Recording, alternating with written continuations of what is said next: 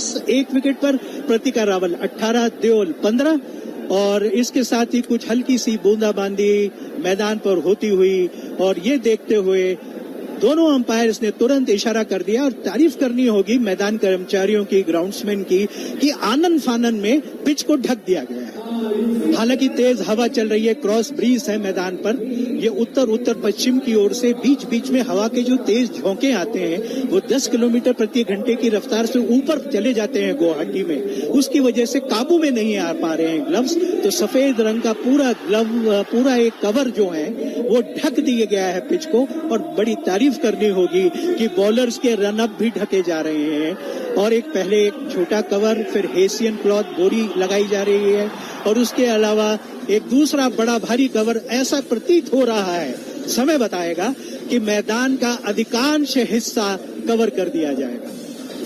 बेमौसम बरसात है और बरसात की उम्मीद हालांकि जाहिर की गई थी, लेकिन ये स्वाभाविक है, ऐसा अनुमान है कि ये बहुत लंबी बरसात नहीं चलेगी। ये सैंड बेस्ड आउटफील्ड है, भारत की पहली रेत की बेस से बनाई हुई है जो पानी को सोख लेती है और बहुत जल्दी पानी इसमें से निकासी होता है। ड्रेनेज बहुत अच्छा इस मैदान का है। और अभिजीत भट्टाचार्य जो कि यहाँ के ग्राउंड्समैन है, कल उनसे बातचीत हो रही थी तो वो ये बता रहे थे कि बारिश अगर रुक जाए तो 20 मिनट में खेल शुरू हो सकता है। हाँ, अगर बारिश ज्यादा तेज हो जाए तो कुछ देर के लिए सुपर सॉकर उससे पानी को सोखना पड़ सकता है, लेकिन बिल्कुल स्क्वायर को जिसमें 8 पिचेस हैं उसके बाहर भी तो आप समझ सकते हैं कि पॉइंट से लेकर मिड विकेट का पूरा क्षेत्र ढक दिया गया है। और ये बहुत सूझबूझ की बात है कि पूरे मैदान को ढका जा रहा है, क्योंकि आउटफील्ड गीली हो जाए तो फिर व्यवधान पहुंचेगा। अंपायर्स, मैच रेफरी निरीक्षण करेंगे और अगर गीली आउटफील्ड हुई तो फिर समय जाया होगा और समय जाया होगा तो फिर ओवर्स कम होने की संभावनाएं शुरू हो जाती है। Absolutely true. When this morning when we came here, the sun was out in the sky, shining brightly, but then change in the weather conditions. Although there was rain predicted, but it was later in the day. It's just about 3:45 here, and after 45 minutes, 10 overs sent down.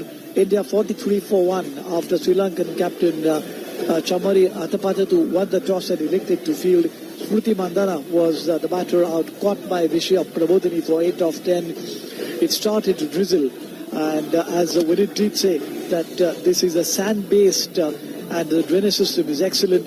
But what is heartening to see is that the entire ground is covered, because quite often you see that the pitch is okay, but then there are puddles of water on the outfield which makes it unfit. But here they are trying to cover the entire field of play. We hope that this is just a passing shower and soon we shall have cricket commencing. तारीफ करनी होगी प्रबोधिनी ने जिस तरह से wicket Mandanna का लिया